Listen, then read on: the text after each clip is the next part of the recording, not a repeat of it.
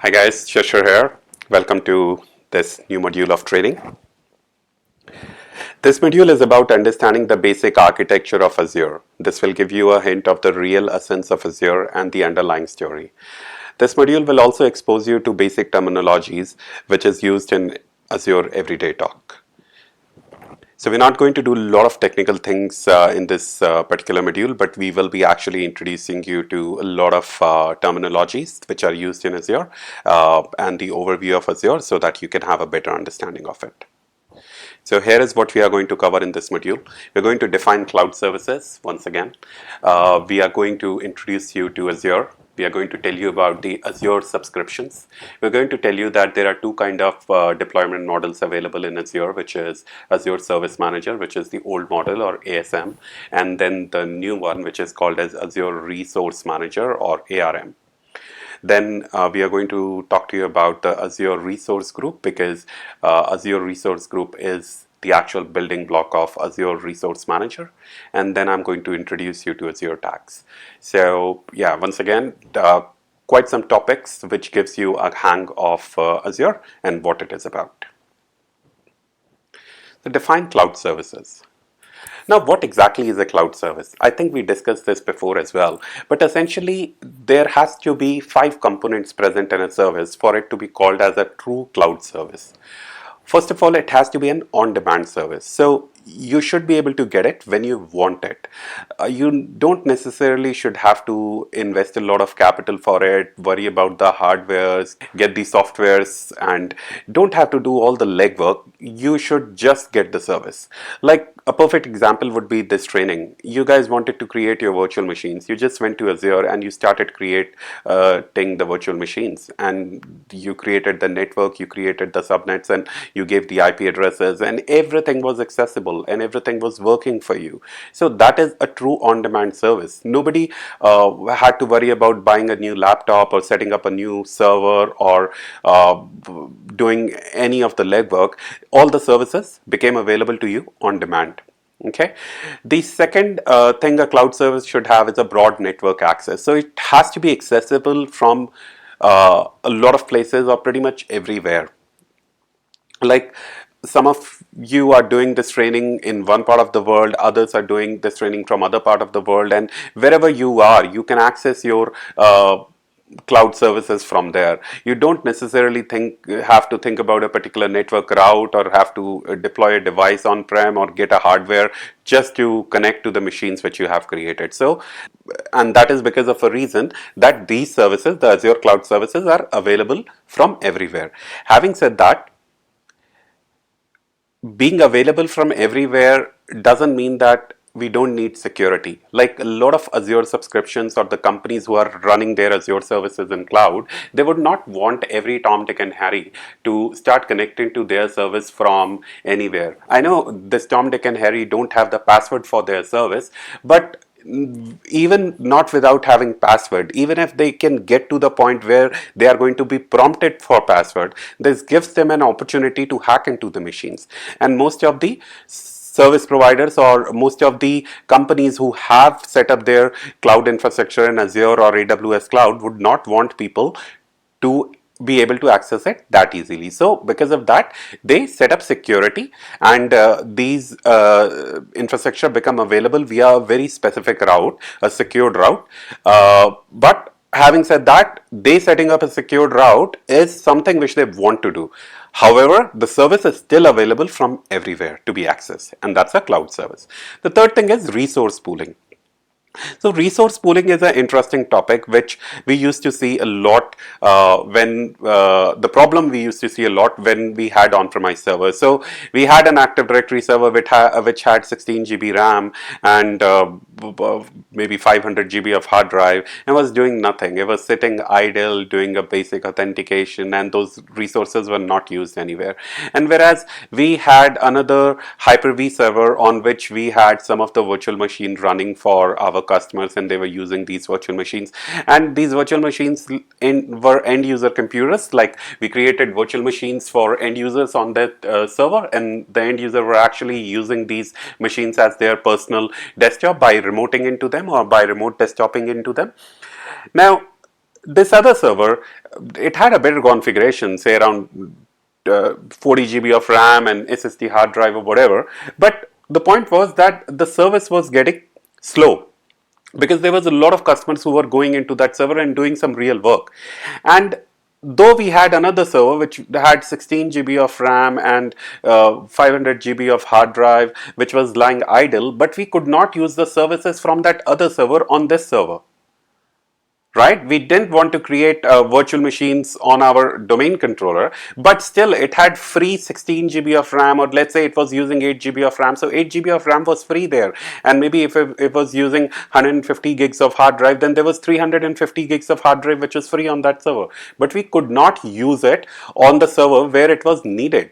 So the option of using the resources where they are required on the fly and not wasting the resources where they are not required is something which is called as resource pooling. So a cloud service, an ideal cloud service should have resource pooling. Rapid elasticity. So I have discussed a lot of times with you an example where there is a pizza shop and Monday to Thursday it is idle and there is not many customers, and then on Friday, Saturday, Sunday, over the weekend, their orders increase drastically. So they want an option where they can elastically increase the power of their virtual machine or the software which is running in the cloud over the weekends. And they can reduce the power of the machine so that they can start paying less money over the rest of the week. So the power of expanding the processing and the hard drive and the resources on the demand and then reducing them back to the lower level when they are not needed is something which is called as rapid elasticity. So a cloud service provider should be able to provide services which can expand on demand and then can reduce on demand. There has to be an elasticity in them. And the last, and I think a huge important feature from the point of view of real businesses who are spending the money, that is measured services. You should be able to measure where your resources are getting wasted, or where you can cut down on cost, or where you can spend more to improve your services. So the service has to be highly measured, and any cloud service provider should be able to provide those kind of details and information that where exactly your money is getting spent, so that you can make a more informed decision to find out how you can spend this money better to provide better services to your customers. All right. Now, what are the various types of cloud? There is public cloud, which are accessed over internet and service multiple tenants. The typical example will be AWS, Azure, of course, and Google Cloud Services, and maybe there are other cloud service providers. So any service provider where there are multiple tenants which is accessed directly over internet, you don't even know where those data centers are, you are just using the services, kind of a public cloud. The second option is a private cloud.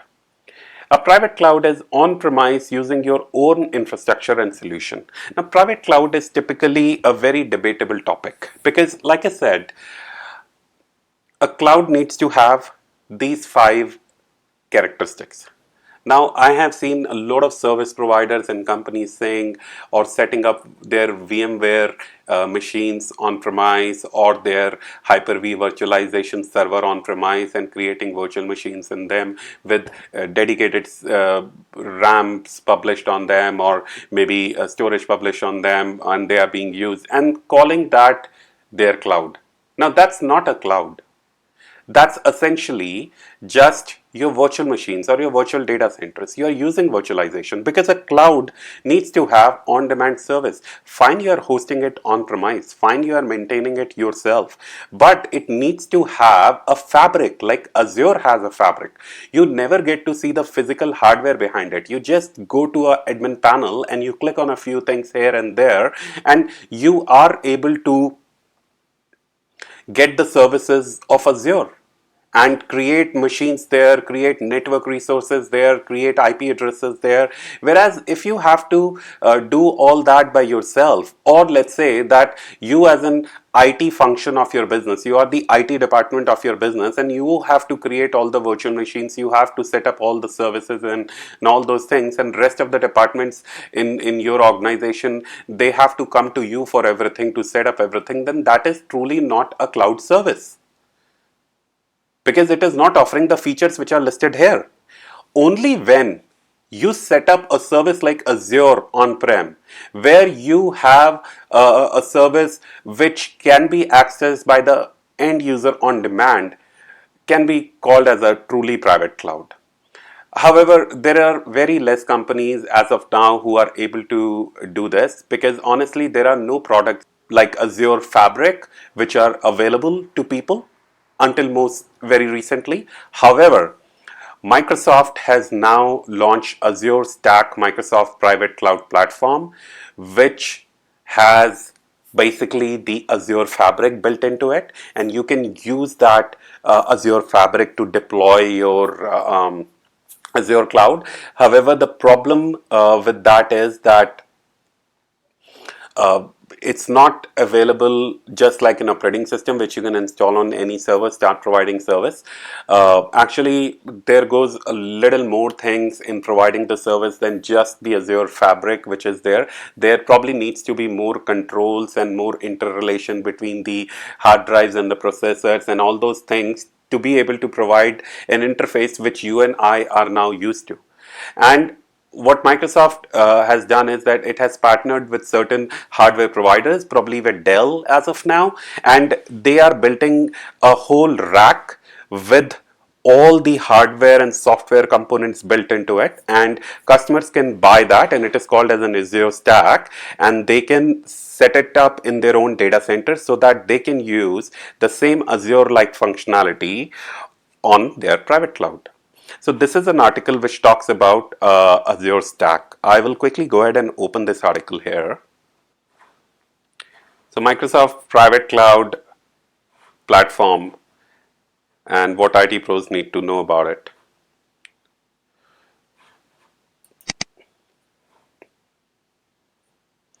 So I'm not going to read through the article, but apparently it gives you a dashboard like this. It says Microsoft Azure Stack here, not Microsoft Azure. So you can kind of create your own virtual environment, and the fabric is being provided to you. So the companies who can implement this is kind of a pure cloud, private cloud, I would say.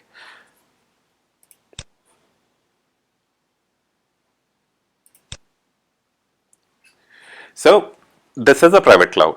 Now, what is a hybrid cloud? The third kind of cloud is a hybrid cloud where companies set up a mixed kind of environment where they host some services and then they host a lot of services in service providers like Azure and AWS, and there is a relationship between your data center and the data center provided by Azure, and you are operating together.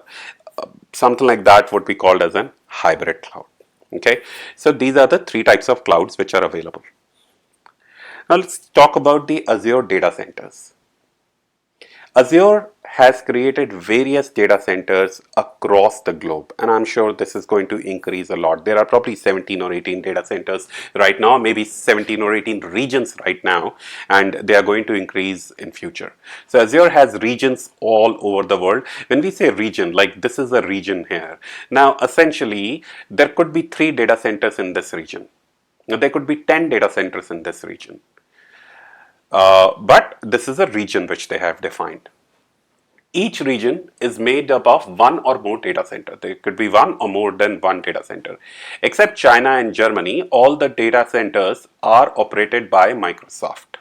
Okay, so except the data centers which are in China and except the data center which is in Germany, they are operated by some partners. I reckon HPE was doing some Azure data center operations before, but I'm not sure of the exact name of the companies who are maintaining them. But except China and Germany, all the data centers are operated by Microsoft themselves. So building is there, hardware is there, security guards are there, everything is there. Whereas in China and Germany, probably the hardware part of the things and the security and all the physical things are handled by some other companies. Every geopolitical boundary has 2 regions so that they can replicate with each other. So now what is a geopolitical boundary? A geopolitical boundary is essentially a country. So like this is Australia. So they have a data center in Sydney and they have a data center in Melbourne. Now, this is India. So they have a data center in Pune and there is another data center in Chennai maybe. US, they have got, of course, more than two regions in US. They have got now 5 regions in US. But every geopolitical region will at least have 2 data centers. Now, there is something which is called as region pairing. Azure has created various regions, pairs to provide you business continuity planning options. So, I told you that there are 2 regions in every geopolitical boundary, Sydney and Melbourne. And what is a region pair? A region pair consists of 2 regions within the same geography. Regions are connected to each other with faster than normal connectivity to ensure better performance. So, the region pair, like Melbourne and Sydney is a region pair, and then Chennai and Pune will be a region pair. They are connected to each other with better than normal. So, these 2 regions will be connected to each other with a better than normal connectivity and low latency network rather than the network which exists between this region and this region. Because of course these are physical distances between these regions, so it is going to play a factor.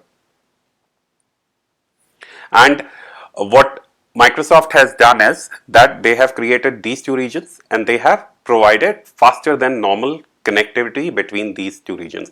The reason for that is business continuity. I'm going to explain that more. If an outage affects multiple regions, at least one region in each pair will be prioritized for recovery.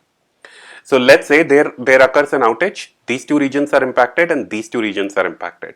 So Microsoft is going to choose one region from both the places and will try to recover those regions the fastest, quickly.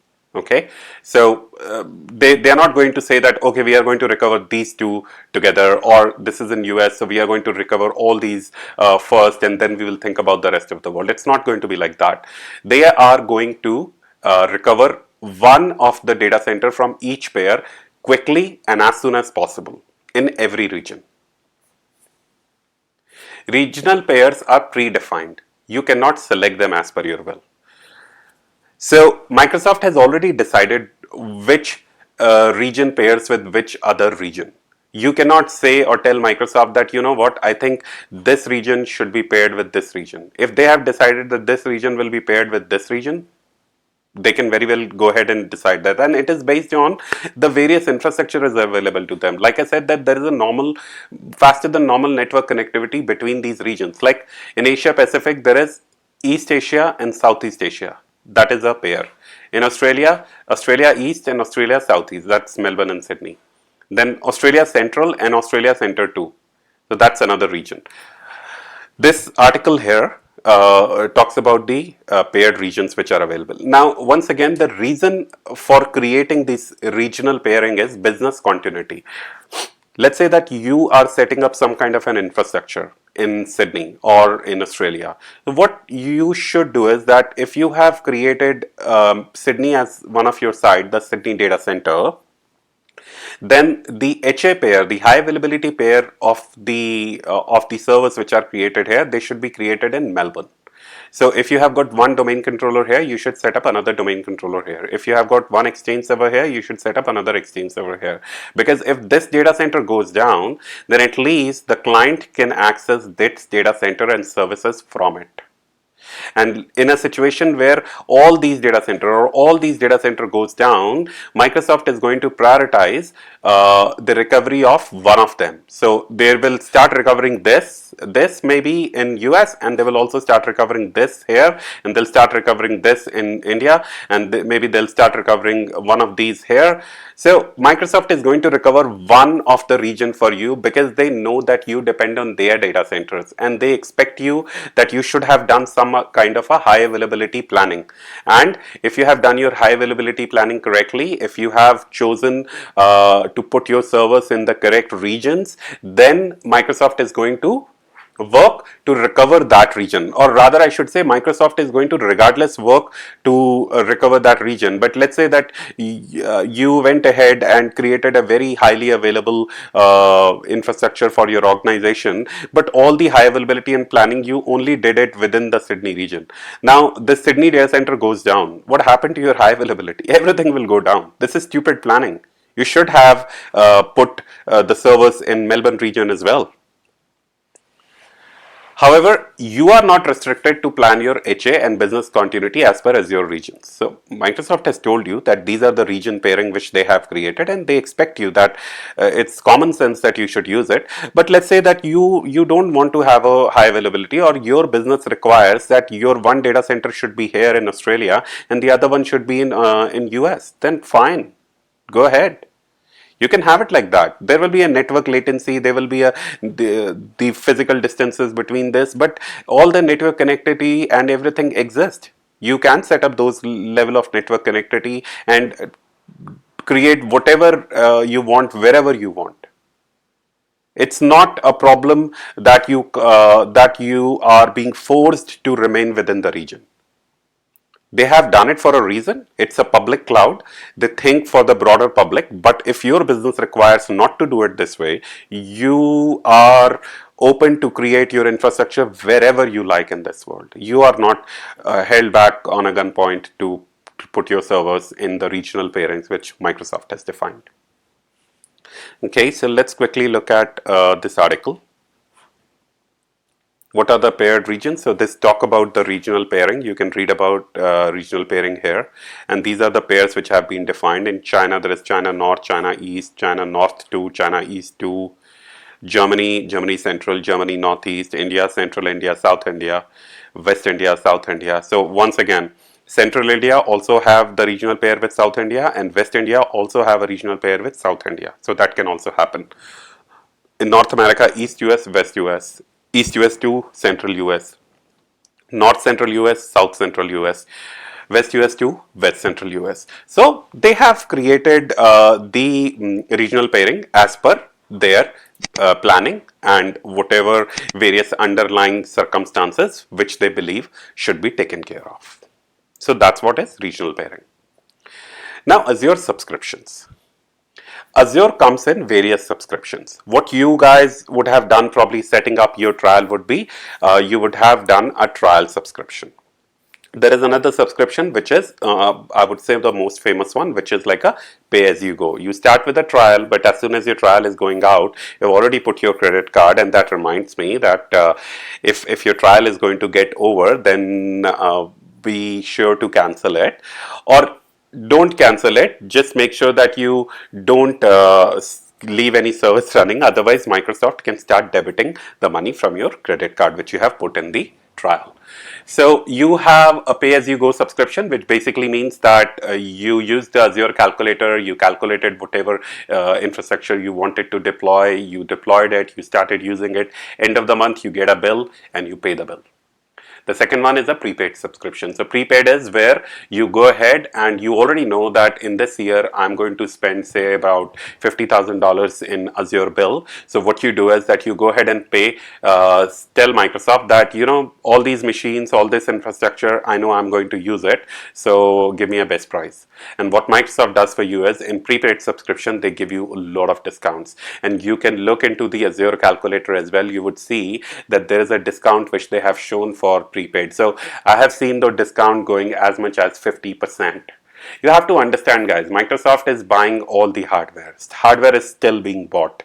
They are buying the network equipment, they are buying the hard drives, they are buying the servers, they are implementing and putting all those servers, and they are paying a lot of money for it. If you go ahead and pay them in advance, this reduce their debt liability, the money which they take up from market to implement all these hardwares and everything. If you go ahead and pay them in advance, they are very happy, and because of that they give you a lot of discounts. So that's what is a prepaid subscription. Then the trial subscription you already know of. Then there is something called as partner subscription. Partner subscription is which Microsoft gives to partners like us, Splish Technologies. It is a subscription which I use. What they do is that they give us a couple of $100 worth of value every month, and the reason for that is because we as a partner, we help a lot of customers and we have to do the demos for them, we have to show them. We are kind of salesperson for Microsoft. So Microsoft gives us some free subscription amount so that we can do our testing, we can do our planning, and we can do our demos. Similarly, we have got a MSDN subscription. MSDN is again a developer network, which is once again people who are developing solution for Microsoft or on Microsoft platform. So it is once again a sales subscription which has been given to people so that they can develop more and more solutions. And if they will develop solutions on Azure, then they are most likely to sell those solutions on Azure as well. And eventually, Microsoft will get paid by the customers of these MSDN people. So partner and MSDN is more like Microsoft way of enhancing the usage of their softwares by giving it to salespeople like us. Trial is something which everybody uses, like yourself. You go ahead and sign up a trial. Prepaid is where you commit in advance that I'm going to give you this much of money, and then Microsoft give you the discount. And most common and simple is pay as you go. You use the service, end of the month you get an invoice and you pay the bill. Now, this is an interesting topic, Azure deployment models.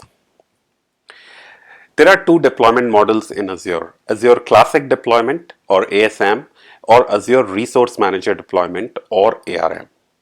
There exist two kind of portals in Azure which represent two models. The older one since 2010 is Azure Classic Deployment, and the newer one which came in 2014 is Azure Resource Manager model. Two different portals represent two different services. You cannot create a service in Azure Classic Deployment model and expect to communicate it with the Azure Resource Manager deployment model. So you can believe that in the back end, these are probably altogether different data centers. And Microsoft is probably phasing out Azure Classic deployment models, but there are a lot of customers who have deployed their resources in the Classic deployment model already. I'm sure these customers are also planning to migrate their services from ASM to ARM, but there still exist services there. There are also certain features available in Azure Classic model which are of some benefit to the customer. Actually, I would say about that topic that it's not that it is of benefit to them, but they went ahead and created it, and now they are acquainted to the way Azure Classic model provide them services. The problem or the good quality of human beings is that we get used to everything and we don't like change. We go to a crappy school, we start liking that school. We eat a certain kind of a food every day, we start loving this food and we just want to eat that food again and again. If you ask somebody to go to a different country and try their cuisine, you would not like to eat their cuisine just because you have a mental block in your head which tells you that no, I can't eat Chinese in China maybe, or you would not go to France and start eating all their cheesy stuff and that, or maybe a French person wouldn't like to come to India and start eating all the spicy food which Indians are used to eating. So it's everything is in our mind, and we kind of block ourselves with our mind and we restrict ourselves. So having said that, a lot of people are comfortable with Azure Classic model because they learned it on Azure Classic model. Their services are going well on Azure Classic model and they want to continue using it. Maybe in future Microsoft is going to force you to move from ASM to ARM, but as of now there exist two models. The biggest problem with the ASM is it treated every resource separately, and there was no way to manage a resource as a collection. So what I mean there is that if you go to ASM, you create some resources. Every resource has its own billing. Every resource is managed by its own. And the problem is that in a real world deployment, a lot of people want to deploy infrastructure as part of projects. So if they are buying a switch, if they are buying a hardware, if they are buying some storage, they want to associate it to a project. That finance project needed all this hardware. They want to put all this hardware inside a project so that whatever the cost of having or maintaining that hardware or infrastructure, that can be attributed to a particular project. And when that project is over and all this hardware need not to be there anymore, needs to be deleted, then they can go ahead at one place and start deleting the whole project from one place, and they want to create various such containers. Whereas the problem with the classic model was there was not a possibility of creating these containers. You were creating various resources, and another problem was that, in fact, which is like in a way different. What I told you here is that we want to treat the components together as part of project, for at least for the billing perspective, or even if you are trying to put some kind of a control on a particular project, on the resources, some kind of policies, so you want to treat them together. But on the other side, you want your objects like your NIC cards or your IP addresses or your load balancers to be independently available to be used between different resources.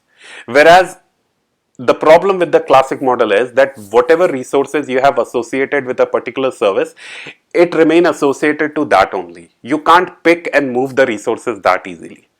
So it has the worst of both worlds. Now, what Azure Resource Manager does is that it solves the problem with resource group. This is very useful for both management as well as financial grouping purpose. So what happens in Azure Resource Manager is that the first thing which you have to create is a resource group. Let's say that you are doing a project for this training. So what you have to do first of all is that you have to create a resource group saying Infrastructure Accelerator Training. And then inside that resource group, which is just a name, inside that, whenever you are creating a virtual machine, it will ask you, what is the resource group? You choose Infrastructure Accelerator Training. Whenever you are creating an IP address, a public IP address, it will ask you, what is the resource group? You will once again say Infrastructure Accelerator Training. And the day you are done with this training, you go ahead and delete everything, or rather you just go ahead and delete the resource group, and everything which is inside that resource group will get deleted automatically, and you will stop having any cost.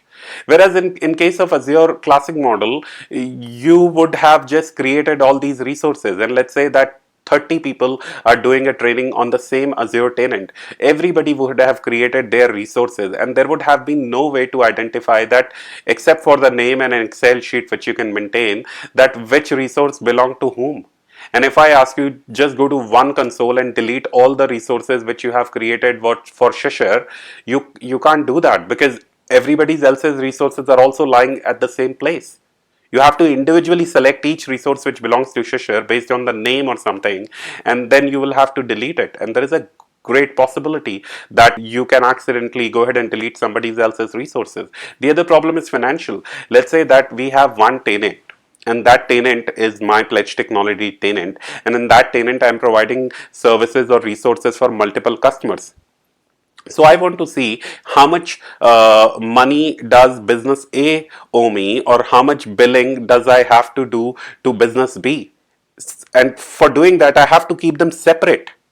In Azure Classic model, it wasn't possible. Everything was together. And if I have to find out the cost of business A, I have to look into the whole bill, and then I have to choose the options which are of the objects which business A is using. Then I have to do a total. Whereas with Azure Resource Model, you can literally see how much money is getting spent on which resource group, and how much money is getting spent on one customer. Not all services are available in both model.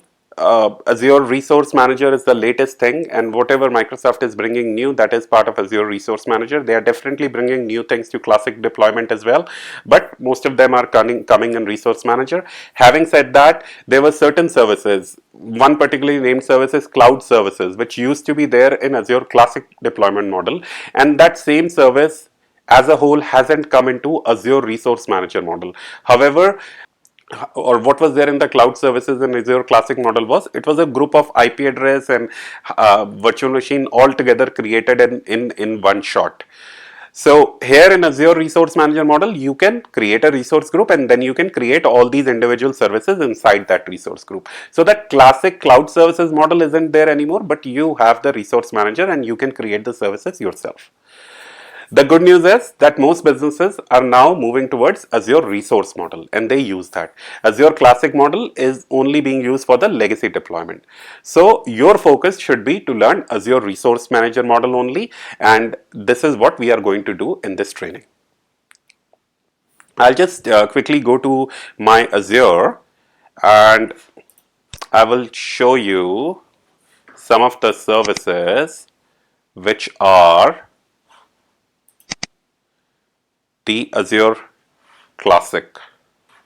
So once we log into the Azure portal, what we can do is that we can go here and search Classic. And we can see all these services which are showing up here.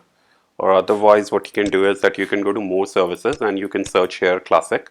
And then you can see all these Classic services are the Azure Classic deployment model services. So you have got these OS images, you have got the storage accounts, you have got this VM images.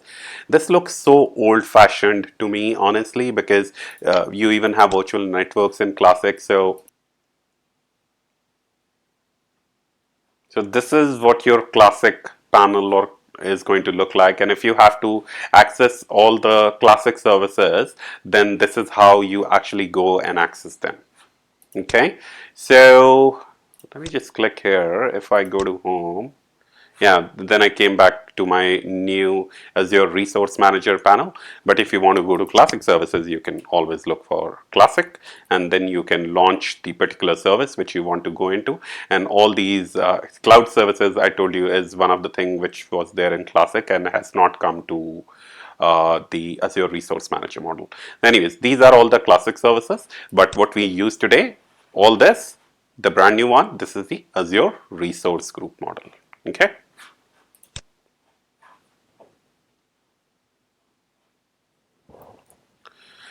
All right, so Azure Resource Group, like I told you, it is the building block of the Azure Resource Deployment model. A resource group is a container that holds related resources for an Azure solution. The resource group includes those resources that you can manage as a group. You decide which resources belong in a resource group based on what makes the most sense for your organization. So like I said, a resource group is a container. It's just a label which you create, and then whatever related resources are, you keep creating it within that particular resource group. So let me quickly go to my Azure panel. Let me close these other tabs here. And you see, this is what is a resource group. You can click on add here and you can create a resource group. The only thing which you need to provide while creating your resource group is tell what kind of a subscription you have. I told you it could be, mine is a partner network subscription, you could be a trial subscription, you could be a pay as you go subscription. Then you provide a meaningful name. So infrastructure lab or infrastructure for business Contoso.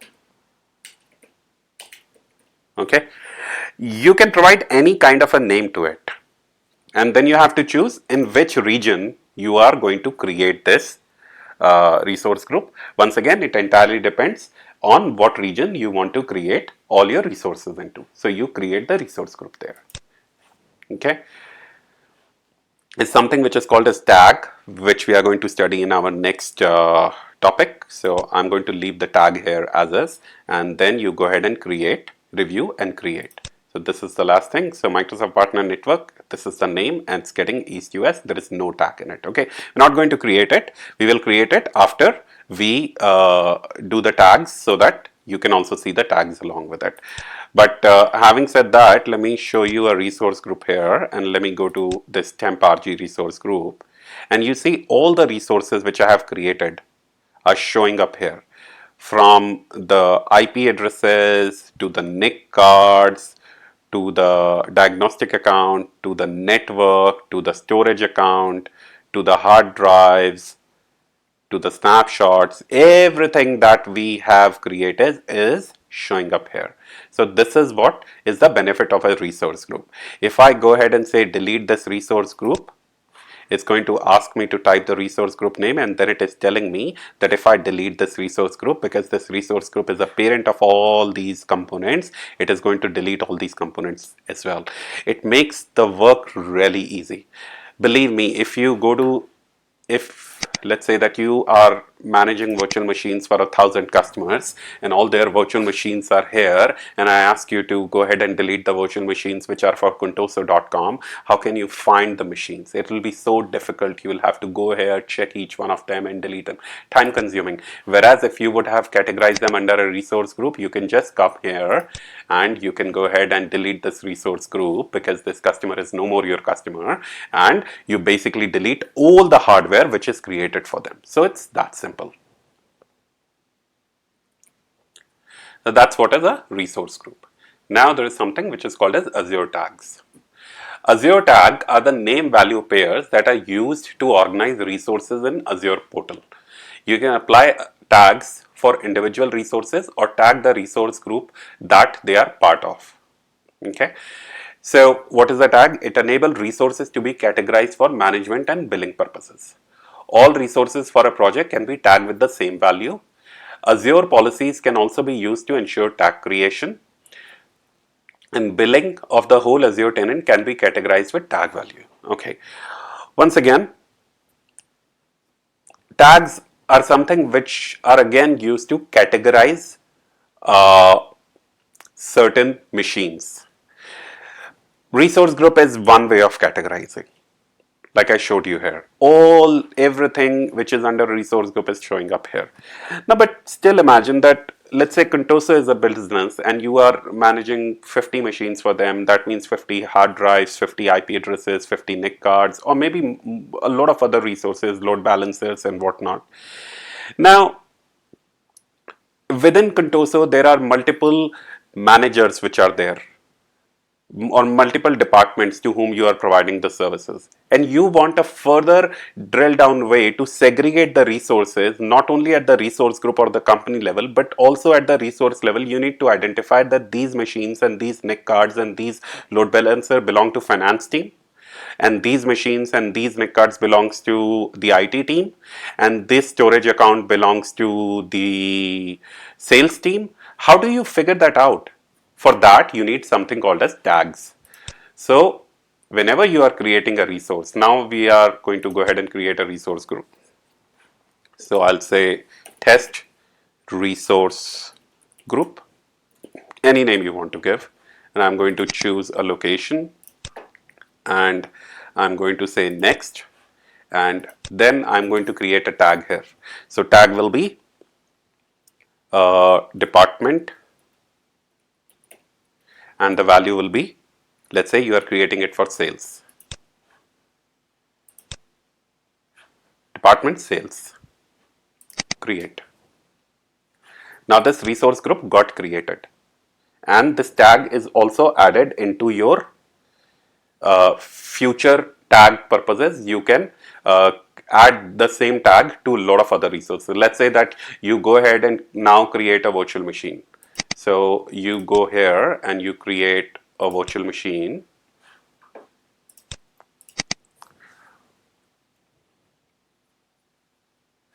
and resource group, you have to say select the correct resource group, you correct the machine, you provide this all these options. I'm not going to create it, so I'm not much worried about it. I will go ahead, next desk. Once again, I'll not explain this for now. Networking also I'll leave it, management also I'll leave it, advanced I'll also leave, tags. Now tags, once again, you want to use the department and sales. The value already exists. You can choose the same. Now when you go into your billing or your subscription, you will see the values, these tag values appearing in your billing as well. So you will not only see the resource group, but you will also see the subdivision via the tag, and you can create multiple tags here. So let's say even inside the department you want to put the person name as well within the sales, and you say Mark, he created it, or he requested for them to be created. So these are the tags.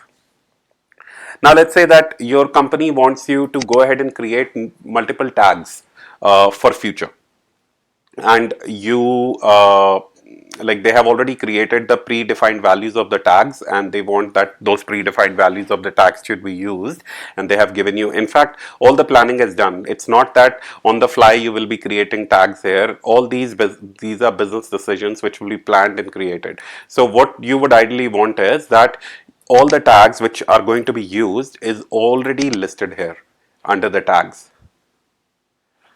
So you don't want to create tags while creating resources. You want to define the tags.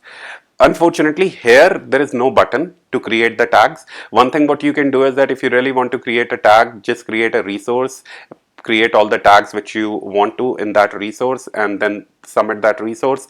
The resource will get created, then delete the resource, and then the tags will be present here for future use. Okay, these department sales is one of the tag which we created. Or the other option for you is, and this is where it's getting interesting. I know I have touched very less on this so far, but the cool way of doing all the things is Azure PowerShell. So what you can do is that you can connect to your Azure PowerShell, and there is a process to install PowerShell on your Mac. It's especially difficult, but on your Windows machine PowerShell is already there. You just need to add certain modules for Azure, and you can Google access Azure PowerShell,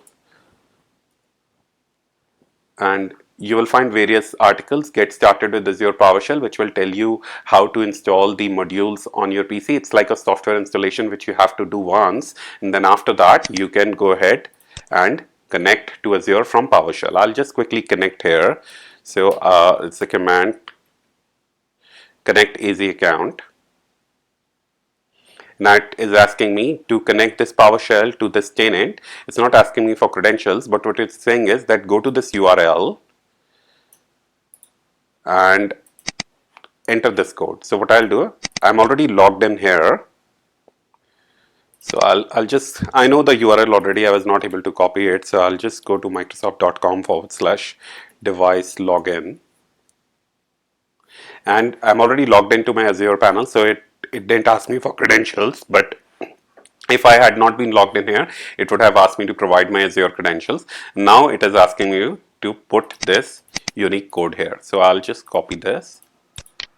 Now paste it. All right. So now it said that it has signed me in to my panel. Go back here. I'm already signed in. Okay. So I come back here. I'm already signed in. Now I will say new AZ tag name, and I'll just quickly go here. Let's say your business has told you that you have to create tags. So you will say, what is that tag?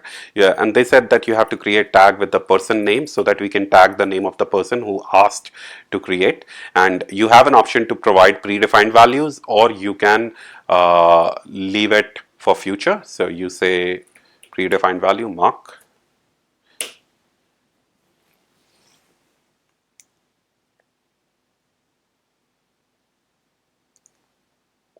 And they could have given you 100 such tags to create, and creating them from here would have been such a pain, whereas creating them from here is such a breeze. And see, this tag is created. Now, whenever you go ahead and create a resource, let's say you even create a new resource group. Sorry, you create, where's the resource group here? Yeah. So you create a resource group, and this you want to say new RG. It's just a name which I have used. Now tag, you say person name is already coming here, and mark is the value which you have already defined. So either you can put it as mark, or if there is a new guy, if you are allowed to put new guy's name, so you can go ahead and put the name of the new guy, and that's it. This tag will get created.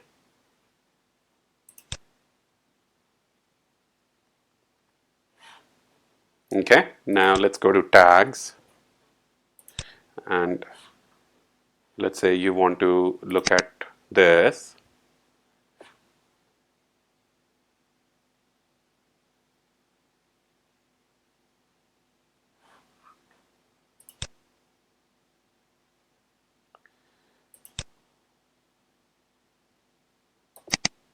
It should show up here, the resources which, okay, finally. So new RG is available, the resource group. So once again, this is another way of looking at it. Let's say you want to know what all things are for department sales. So you go ahead and look at here, and all these resources belongs to department sales. So there is one more way of categorizing your resources, and this is also visible in your billing. So the bill which gets to you from Azure is also going to tell you the tags for all the resources which are eating away your money every month. So that's one more way to do it. All right, so these are Azure tags. That's it for this module, guys. And here is what we covered. We told you what are cloud services, the characteristics of them. We gave you an introduction to Azure. We told you the types of cloud and a bit about Azure services. Then I told you what are Azure subscriptions. Then I explained to you the two deployment models, the Azure Service Manager deployment model and the Azure Resource Manager deployment model. We spoke about the Azure Resource Group. I even created a resource group for you. And then we spoke about the Azure tags, which is another way of categorizing your resources.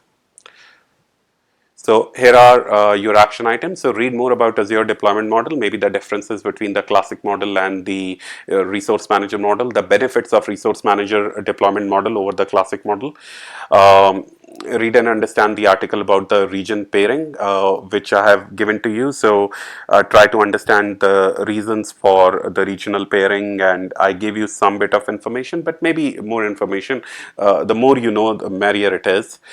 Create your own Azure resource group with the name Azure Manual Deployment RG, so you can do it from GUI, or if you are feeling particularly adventurous, then I would really like it if you can go ahead and set up Azure PowerShell on your PC and start doing the work from Azure PowerShell and create a new resource group from Azure PowerShell as well. So I'll quickly show you something here, that if I go here and let's say that I didn't tell you how to create a resource group. PowerShell is really easy. What you can do is you can do get command. So just remember this command, get command, and then say resource group.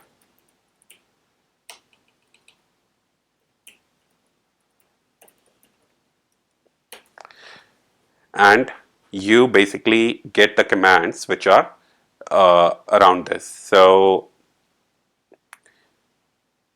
and this is common sense now, okay? Get AZ resource group. If you do get AZ resource group, it will give you all the resource group in your tenant. Or you can say new AZ resource group. Now, what is the syntax of this? New AZ resource group? Fine, but what are the values which you can put? I think one of the value will be name, and then you provide the name, and then there could be other values. It would be particularly region maybe. So I think the other value will be region. Yeah, so I don't know exactly what is the syntax. Now I have got two options. Either I can Google it, or what I can do is get help. So first I figured out the name of the command. Now I'm doing get help, and that is, and what do I need help with? New AZ resource. I'm hitting the tab on my resource group. So I can hit tab and it completes my statement. And so I'm getting get help, new AZ resource group, and then I say examples. See, it gave me two examples exactly, which tells me exactly how do I create it. So I have to do new AZ resource group, then I have to provide the name of it, and then I have to provide the location of it. You can take the same command, you can copy it, and then there is another example here, three examples they have provided. And now this is a different kind, they explain you everything here, and then you can say paste, and now maybe you want to just change the region, Australia East. I don't know what's the name of that region, but let's say Australia East, and I want to call it RG 007. Okay, I don't know if Australia is it's going to accept that as a location. If it doesn't, then I'll tell you, okay, it did accept it. But we need to know the technical names or the names which Microsoft has defined for all these locations to put them here. So that was really easy. And honestly speaking, this is what whole PowerShell is about. You just need to know what you are trying to do. You get help, you put the command here. And first of all, how do you find the command? You say get command because you only know one command, and that is get command.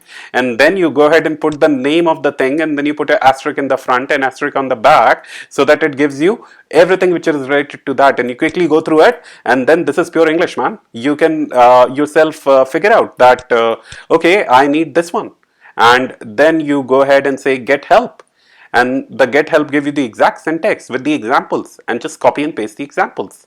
So that's how you use resource group. Of course, for these commands to start working on your PowerShell, the PowerShell which you have on your Windows 10 computer, you need to install the binaries. You need to install the schema on your computer for Azure, because all these commands are not available natively on your computer. So for that, you need to follow the article which I showed to you, and you can just Google set up Azure PowerShell on Windows 10 PC or on Macintosh PC, and you will find the ways and step to do it. If you're not able to do it, tell me, I'll help you.